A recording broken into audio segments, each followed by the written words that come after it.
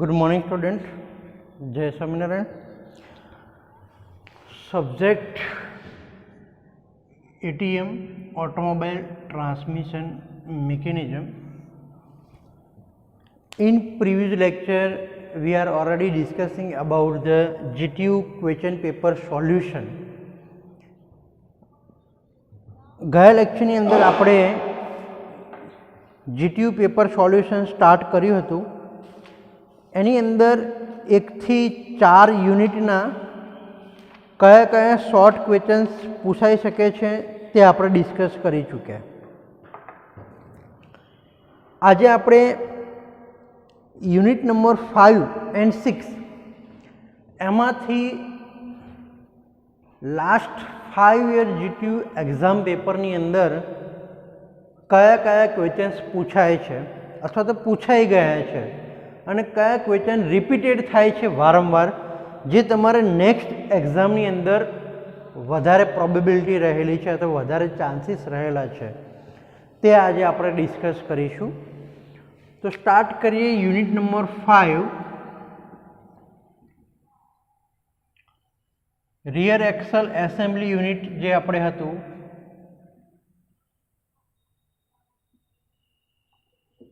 આ યુનિટના topic wise ડીપમાં તમારે જો લેક્ચર જોવા હોય તો તમને મેં એક PDF વોટ્સએપ ગ્રુપમાં પણ મૂકેલી છે, જેની અંદર યુનિટ નંબર 5ની અંદર જેટલા ટોપિક છે એની સામે લિંક આપેલી હશે, રાઈટ.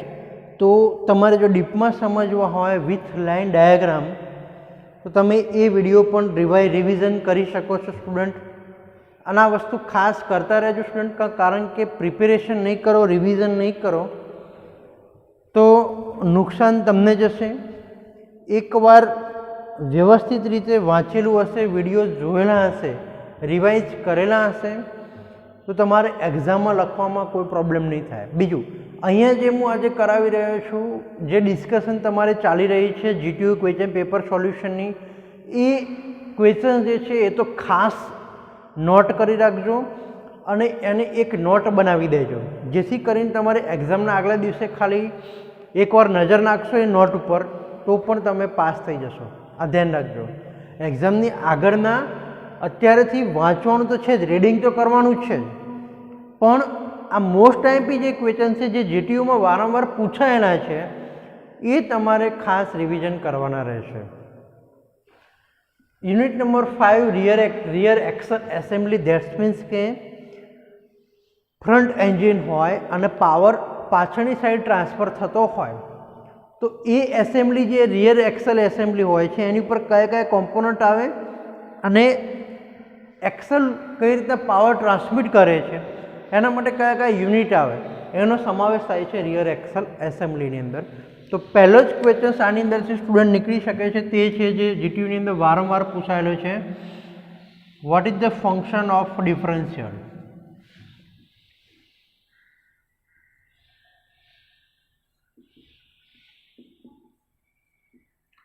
શું થાય સ્ટુડન્ટ, ડિફરન્શિયલનું કાર્ય શું હોય છે? પહેલાં તો ડિફરન્શિયલ તમે બધા જોયેલું હશે, મેં તમને રિયલ બી બતાવ્યું હતું. રિયર એક્સલ ઉપર તમે ગોડ્સ ટાઈપનું ડિફરન્શિયલ યુનિટ તમને દેખાય છે. હેવી કોમર્શિયલ વ્હીકલમાં જુઓ ને તો તમને પાછળથી દેખાઈ રહેશે, જ્યારે કારની અંદર નથી દેખાતું કારણ કે અંડર બોડીમાં હોય. પણ હેવી કોમર્શિયલ ટ્રક ને બસોમાં એ બધા જોશો તો રિયર એક્સલ ઉપર એસેમ્બલી ઉપર એક ગો ટાઈપનું યુનિટ એક રિયર એક્સલ ઉપર દેખાશે, તેને શું કહેવાય? ડિફરન્શિયલ. તો આ ડિફરન્શિયલનું કાર્ય પૂછાય છે દરેક એક્ઝામની અંદર. તો what is the function of differential? સૌથી પહેલું એનું ફંક્શન શું છે કે પ્રોપેલર શાફ્ટમાંથી જે પાવર આવે છે તેને રિયર એક્સલ ઉપર લેફ્ટ સાઈડ અને રાઈટ સાઈડ ઉપર ઇક્વલ પાવર ટ્રાન્સમિટ કરવાનું કામ કરે છે ડિફરન્શિયલ. બીજું શું છે? 90 ડિગ્રી એ પાવર ટ્રાન્સફર કરવાનું કામ કરે છે ડિફરન્શિયલ. ત્રીજું ફંક્શન એનું શું છે? During turning of the vehicle. જ્યારે વ્હીકલ ટર્ન લે ત્યારે તમે જાણો છો કે ઇનર વ્હીલ અને આઉટર વ્હીલની બંનેની સ્પીડ સરખી નથી હોતી. ઇનર વ્હીલની સ્પીડ ધીમી હોય છે જ્યારે આઉટર વ્હીલની સ્પીડ ફાસ્ટ હોય છે during turning of the vehicle. ત્યારે જે આ સ્પીડમાં વધારો ઘટાડવાનું કામ કોણ કરે છે? Differential unit. તો આ મેઇન એના પર્પઝ છે. બીજો છે ડિફરન્શિયલ યુનિટ પાર્ટ્સના નામ લખો. લિસ્ટ આઉટ ધ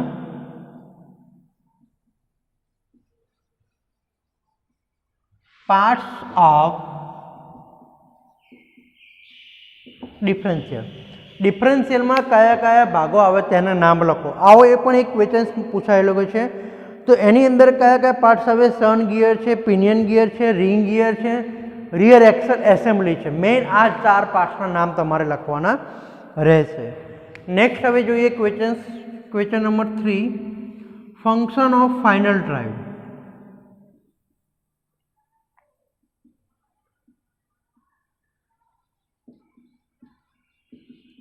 સૌથી પહેલાં સમજીએ વોટ ઇઝ ફાઇનલ ડ્રાઈવ. કે જે આખી rear Excel assembly suspension system સાથે જે વ્હીલ સુધી જે ફિટ કરવામાં આવે છે, ડિફરન્શિયલ યુનિટથી લઈને સસ્પેન્શન સ્પ્રિંગ, એ આખી જે પાછળની જે ડ્રાઈવ બને છે તેને શું કહેવામાં આવે છે? Final drive. તો ફાઇનલ ડ્રાઈવના ફંક્શન પૂછાય છે. તેમાં પહેલું છે સ્પીડ રિડક્શનનું કામ કરે છે, રાઈટ. બીજું ફંક્શન છે 90 ડિગ્રીએ પાવર ટ્રાન્સમિટ કરે છે. સેમ ડિફરન્શિયલ જેવું જ કામ છે. પહેલું ફંક્શન છે ફાઇનલ ડ્રાઈવનું સ્પીડ રિડક્શનનું કામ કરે છે. બીજું છે 90 ડિગ્રીએ પાવર ટ્રાન્સફર કરવાનું. ત્રીજું વ્હીકલનું વેઇટ જે કેરી કરવાનું કામ પણ કરે છે final drive. Fourth one is braking torque અને ડ્રાઇવિંગ ટોર્ક. એબ્ઝોર્બ કરે છે. જ્યારે તમે બ્રેક લગાવો ત્યારે જે ટોર્ક ઉત્પન્ન થાય અથવા તો થ્રસ્ટ જે લાગે એને એબ્ઝોર્બ કરવાનું કામ કરે છે. પછી ડ્રાઇવિંગ ટોર્ક છે તેને પણ એબ્ઝોર્બ કરવાનું કામ કરે છે ફાઇનલ ડ્રાઈવ. નેક્સ્ટ જોઈએ સાઇડ થ્રસ્ટ પણ એબ્ઝોર્બ કરે છે ફાઇનલ ડ્રાઈવ. તો આ મેઇન ફંક્શન છે ફાઇનલ ડ્રાઈવના. નેક્સ્ટ ક્વેશ્ચન જોઈએ આપણે હવે. Types of Excel. Types of rear Excel. કયા કયા ટાઈપ્સ આવશે સ્ટુડન્ટ? અહીંયા હું નોટ ડાઉન કરું છું. Semi floating. બીજો કયો હશે? Fully floating. And third one is 3/4 floating axle. So there is 3 main types of rear axle assembly: semi floating, fully floating and 3/4 floating. હવે આની અંદરથી બીજો બી એક ક્વેશ્ચન પૂછી નાખે છે. Fifth one is different between semi floating and fully floating. આનો different બી ઘણીવાર સ્ટુડન્ટ પૂછાયેલો છે જીટીયુ એક્ઝામમાં કે સેમી ફ્લોટિંગ રિયર એક્સલ અને ફુલ્લી ફ્લોટિંગ રિયર એક્સલ વચ્ચે તફાવત શું છે તો એ સમજીએ. સેમી ફ્લોટિંગમાં એક્સલ ટ્યુબની અંદર ફિટ કરેલી હોય છે. જે એક્સલ એસેમ્બલી હોય છે એ ટ્યુબની અંદર ફિટ કરવામાં આવે છે. જ્યારે ફુલ્લી ફ્લોટિંગ એક્સલમાં ટ્યુબની ઉપર 2 ટેપર રોલિંગ મારીને એક્સલ ઉપર ફિટ કરવામાં આવે છે. કઈ રીતના ફિટ કરેલી હોય ફુલ્લી ફ્લોટિંગમાં એક્સલ ઉપર હબ જે હોય છે, હબની ઉપર ટ્યુબ 2 ટેપર રોલિંગ લગાવીને ફિટ કરવામાં આવે છે. બીજો પોઈન્ટ ડિફરન્ટમાં શું લખશો? સેમી ફ્લોટિંગની અંદર એક્સલને બહારના ભાગમાં કી અને નટ વડે ફિટ કરવામાં આવે છે. વ્હીલ હબ સાથે જ્યારે જોઈન્ટ કરીએ એક્સલ ત્યારે સેમી ફ્લોટિંગની અંદર એક્સલ બહારના પોર્શનમાં કી અને નટ વડે ફિટ કરવામાં આવે છે. જ્યારે ફુલ્લી ફ્લોટિંગની અંદર એક્સલને ફ્લેંજ હબ સાથે અથવા તો બોલ્ટ વડે ફિટ કરવામાં આવે છે. પહેલામાં બોલ્ટ અને કી અને આમે શું યાદ રાખવાનું? ફ્લેંજ અને બોલ્ટ. ક્લિયર? બીજો પોઈન્ટ. ત્રીજો પોઈન્ટ વ્હીકલનું ટોટલી વેઇટ કેરી કરવાનું કામ કરે છે સેમી ફ્લોટિંગ એક્સલ. જ્યારે ફુલ્લી ફ્લોટિંગમાં વ્હીકલનું ટોટલી વેઇટ છે એ ટ્યુબ ઉપર કેરી થાય છે, જ્યારે પહેલામાં એક્સલ ઉપર કેરી થાય છે. નેક્સ્ટ સેમી ફ્લોટિંગમાં શું પોઈન્ટ છે કે એક્સલ જ્યારે તૂટી જાય, whenever to accident occur, accident જ્યારે બી થાય ત્યારે સેમી ફ્લોટિંગમાં એક્સલ જ્યારે તૂટી જાય છે ત્યારે વ્હીકલ વન સાઈડ તમારે પુલ આઉટ થઈ જાય. જ્યારે ફુલ્લી ફ્લોટિંગની અંદર કોઈ પણ એક ટાઈપની એક્સલ તૂટે રાઈટ સાઈડની કે લેફ્ટ સાઈડની તો તમારે વ્હીકલ આખું ગબડી નહીં જાય, વ્હીકલ બેલેન્સ રહેશે, કારણ કે ચેસિસ સાથે ટેપર બેરિંગથી એક્સલ ફિટ કરવામાં આવી હોય છે.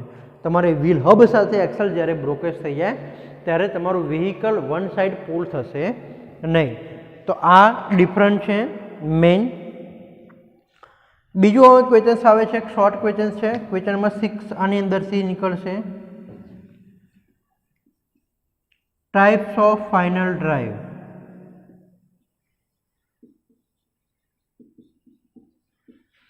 ફાઇનલ ડ્રાઈવ જે આપણે ફંક્શન્સ જે જોયા સ્ટુડન્ટ આગળ જે ડિસ્કસ કર્યા જે પ્રમાણે ફાઇનલ ડ્રાઈવના એના ટાઈપ્સ પૂછાય છે. તો બે ટાઈપ્સની ફાઇનલ ડ્રાઈવ છે, હોચકિસ ડ્રાઈવ અને ટોર્ક ટ્યુબ ડ્રાઈવ. અને હોચકિસ ડ્રાઈવ અને ટોર્ક ટ્યુબ ડ્રાઈવના તફાવત પણ ખાસ કરી નાખજો. ક્વેશ્ચન નંબર 7 ખાસ આઈએમપી છે, નોટ ડાઉન કરી રાખજો. ડિફરન્ટ બિટવીન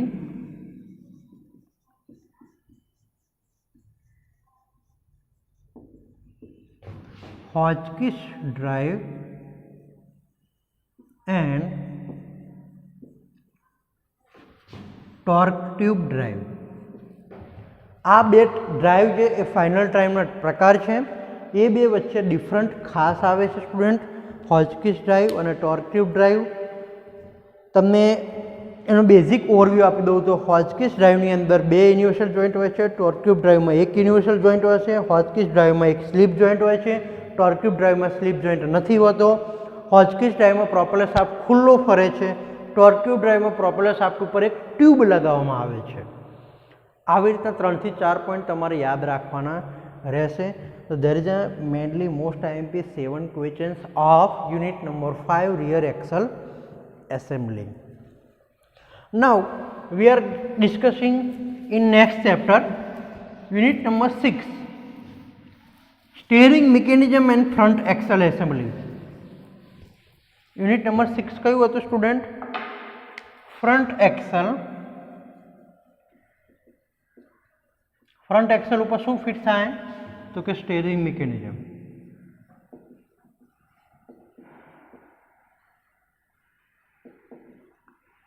આ છે આપણું યુનિટ નંબર 6. હવે એની અંદરથી કયા કયા ક્વેશ્ચન જીટીયુ એક્ઝામમાં લાસ્ટ 5 પેપરમાં પૂછાયેલા છે તે ડિસ્કસ કરીએ. તો સૌથી પહેલું જ ક્વેશ્ચન્સ આવશે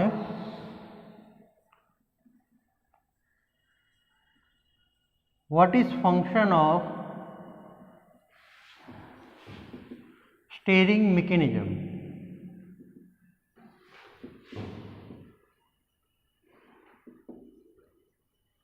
શું થાય સ્ટુડન્ટ કાર્ય?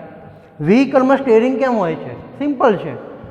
સ્ટીયરિંગનું મેઇન પર્પઝ શું છે તો બધાને તમને યાદ હશે કે આપણે સ્ટીયરિંગને શું લઈએ છીએ? વ્હીકલને ટર્ન કરાવીએ છીએ, વ્હીકલની ટર્નિંગ માટે. બીજો પર્પઝ શું છે સ્ટીયરિંગનો?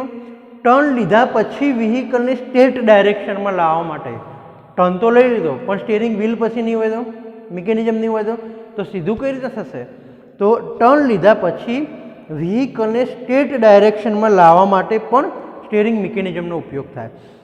ત્રીજો, સ્ટીયરિંગથી તમારી ડ્રાઇવિંગની સ્ટેબિલિટી રહે છે તો એ મેન. બીજું ફોર્થ વન ઇઝ સ્ટીયરિંગ તમારું કેવું છે? રોટરી મોશન છે. જ્યારે વ્હીલને તમારે કઈ મોશનમાં કન્વર્ટ કરવાનું છે? એંગલ મોશનમાં. તો રોટરી મોશનમાંથી એંગલ મોશનમાં કન્વર્ટ કરવાનું કામ પણ કોણ કરે છે? સ્ટીયરિંગ. હવે જોઈએ સ્ટીયરિંગ મિકેનિઝમની અંદર જે અંડર સ્ટીયરિંગ અને ઓવર સ્ટીયરિંગ હોય છે એ ખાસ પૂછાય છે. અંડર સ્ટીયરિંગ અને ઓવર સ્ટીયરિંગ સમજાવો. Explain the under steering and over steering. હવે અંડર સ્ટીયરિંગ કોને કહેવાય?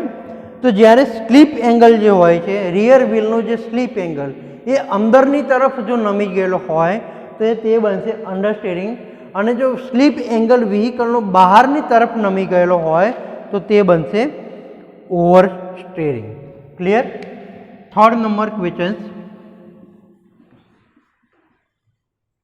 Types of steering gear box. Steering ગિયરબોક્સના પ્રકાર જણાવો. તો there is a mainly 5 types of steering gearbox are used in automobile vehicle widely. First one is worm and worm wheel. Second one is rack and pinion. Third one is cam and double roller. Fourth one is worm and nut. Fifth one is recirculating ball type. I repeat it. First steering gearbox આવે છે worm and wheel. Second one is cam and double roller. Third one is worm and nut. Fourth one is recirculating ball type and fifth one is rack and pinion type steering gearbox. Okay, તો આ ખાસ યાદ રાખજો. અને most IMP questions હવે આવે છે. Define the first caster angle, second camber angle, third slip angle, fourth toe in and fifth toe out. સૌથી પહેલાં કોઈ સ્ટુડન્ટ મને કહેશે કે વોટ ઇઝ ધીસ, આ બધા એંગલ શું છે?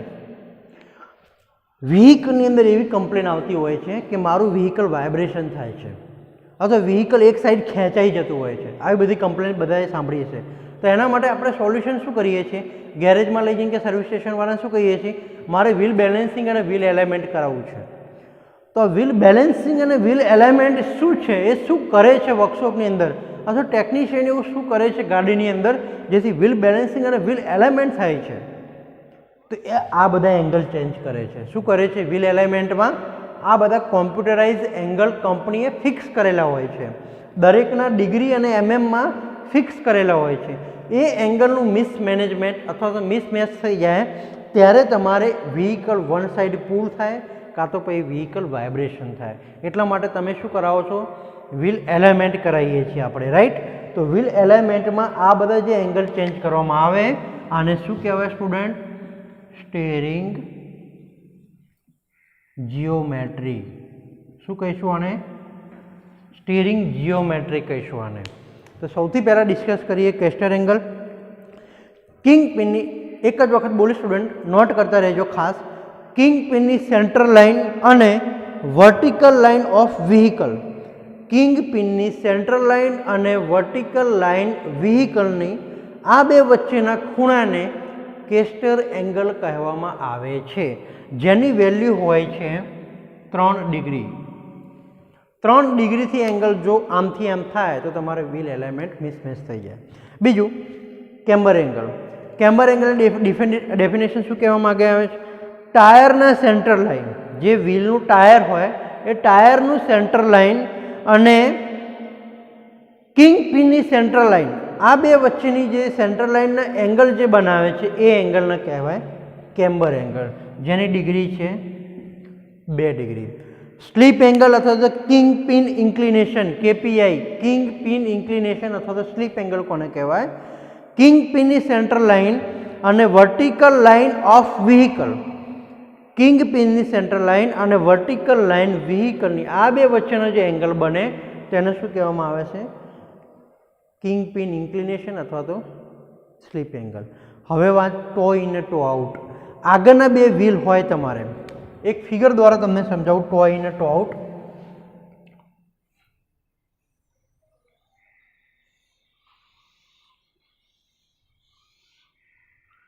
આ તમારું ફ્રન્ટ સાઈડના બે વ્હીલ છે, રાઈટ?